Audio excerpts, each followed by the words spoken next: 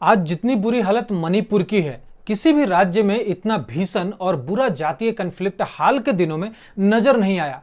आज मणिपुर में जितनी हिंसक झड़पें हो रही है, बीते एक दशक में कभी नहीं हुई है।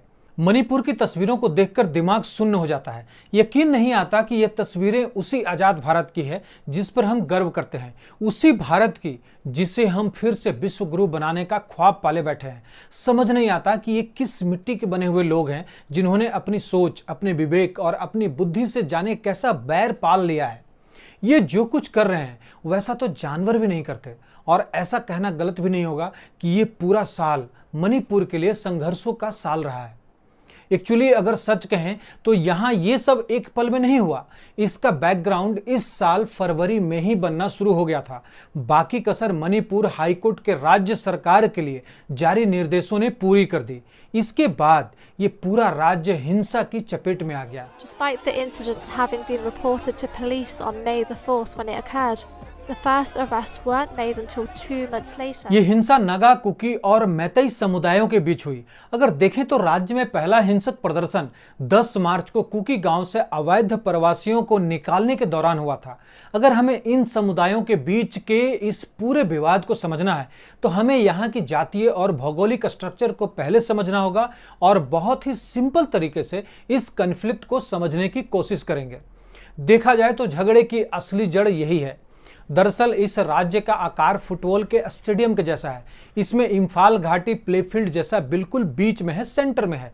इसके चारों तरफ पहाड़ी इलाके गैलरी के जैसे हैं। मणिपुर की लाइफलाइन कहे जाने वाले 2 हाईवे इस राज्य को दुनिया के बाकी सभी हिस्सों से जोड़ते हैं। मैतेई मणिपुर का सबसे बड़ा समुदाय है। राजधानी इम्फाल में इनकी अच्छी खासी संख्या है और ये मणिपुरी कहलाते हैं। 2011 की आखिरी सेंसस के मुताबिक ये लोग राज्य की आबादी का 64.6% है, लेकिन ये सिर्फ मणिपुर के लगभग 10% भूभाग में ही रहते हैं। यहाँ मोस्टली मैतेई हिंदू हैं, जबकि 8% मुस्लिम है। यहाँ मैतेई बहुसंख्यक होने के साथ साथ इनका मणिपुर विधानसभा में रिप्रेजेंटेशन भी बहुत ही ज्यादा है। ऐसा इसलिए क्योंकि राज्य की 60 असेंबली सीटों में से 40 इम्फाल के घाटी क्षेत्र से हैं, और ये वो इलाका है जो ज्यादातर मैतेई लोगों ने बसाया है।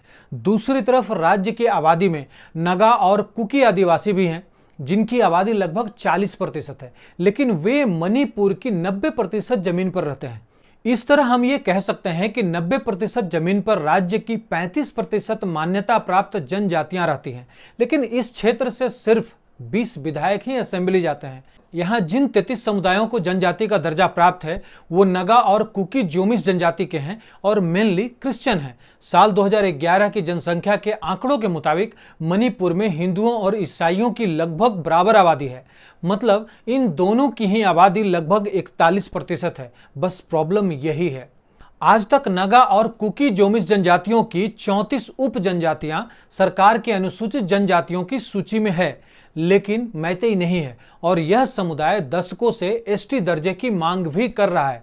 पहाड़ी जनजातियों का कंप्लेन है कि जो लोग इम्फाल घाटी में रहते हैं उन्हें मणिपुर में हर योजनाओं का लाभ मिलता है। वह पहाड़ी जनजातियों का हक मार लेते हैं। जनजातियां अपनी ही जमीन में सिमटती जा रही हैं, उन पर ध्यान नहीं दिया जाता। नौकरियों और संवैधानिक संस्थाओं पर भी उन्हीं का कब्जा है। पहाड़ी जनजाति समूहों को लगता है कि अगर मैतेई को भी ट्राइब का दर्जा मिल गया तो हालात बद से बदतर हो जाएंगे। उन्हें नौकरियां नहीं मिलेंगी और पहाड़ों पर जमीन खरीदने का अधिकार भी उन्हें मिल जाएगा। और अगर सच कहें तो मैतेई से संघर्ष की सबसे बड़ी वजह यही है। इसके बाद 3 मई को मणिपुर हाईकोर्ट ने एक निर्देश दिया। इसमें कोर्ट ने सरकार को गैर जनजाति मैतेई समुदाय को जनजाति में शामिल करने वाली 10 साल पुरानी सिफारिश को लागू करने के निर्देश दिए। हाईकोर्ट के इस फैसले से नाराज होकर 3 मई को all tribal student union Manipur ने आदिवासी एकजुटता मार्च बुलाया था, और यहीं से बात बिगड़ी और हिंसा तक जा पहुंची। मैतेई वर्सेस पहाड़ी जनजातियों के बीच हिंसा की एक और वजह करंट गवर्नमेंट का एक्शन भी है। N Biren Singh anti drug campaign चलाते हैं, जहां पर मणिपुर के कई पहाड़ी क्षेत्रों में पुअर विलेजर्स एक्स्ट्रा इनकम के लिए अफीम की अवैध खेती करते हैं। पिछले 1 सालों में बीरेन सिंह सरकार ने अफीम की खेती और ड्रग के खिलाफ लार्ज स्केल पर कैंपेन चलाए हैं, और इस कैंपेन से सबसे ज्यादा कुकी समुदाय प्रभावित हुई हैं। यही वजह है कि मैतेई समाज के खिलाफ इस समुदाय की नफरत और बढ़ गई है। साथ में सरकार के इस अभियान का असर म्यांमार से आए अवैध प्रवासियों पर भी पड़ रहा है। भले ही मणिपुर में मैतेई समुदाय बहुसंख्यक है, लेकिन ये असुरक्षा का शिकार है। दरअसल उत्तर पूर्वी भारत की 1643 किलोमीटर सीमा म्यांमार से लगती है। ये लोग म्यांमार और बांग्लादेश से आने वाले अवैध प्रवासियों के यहाँ बसने से खौफ में हैं। इस समुदाय को खुद की संस्कृति और पहचान खतरे में लग रही है। एक रिपोर्ट की माने तो म्यांमार से लगभग 52,000 शरणार्थी देश के पूर्वोत्तर राज्यों में बसे हुए हैं और अकेले मणिपुर में ही 7800 शरणार्थी हैं। और ये आंकड़ा तो केवल उनका है जिन्हें आधिकारिक तौर पर शरणार्थी का दर्जा मिला हुआ है। इसके अलावा भी इस राज्य में बड़ी तादाद में म्यांमार और बांग्लादेश से आए अवैध प्रवासी रहते हैं। मैतेई संगठनों का दावा है कि बड़े पैमाने पर यहां बसे इन अवैध प्रवासियों की वजह से प्रदेश के लोगों को मुश्किलों से जूझना पड़ रहा है। ये अवैध प्रवासी मणिपुर के कुकी जोमी जनजाति से हैं। कुकी जोमी लोगों पर म्यांमार से बड़े पैमाने पर अवैध रूप से भारत में इंटर करने और अफीम की खेती करने के लिए राज्य के ऑनरशिप वाली फॉरेस्ट लैंड पर कब्जा करने का आरोप है। अभी के हालात ऐसे हैं कि मणिपुर की राजधानी इंफाल समेत कई इलाके ऐसे हैं जहां हिंसा भड़की हुई है। हालात बेहद तनावपूर्ण हैं।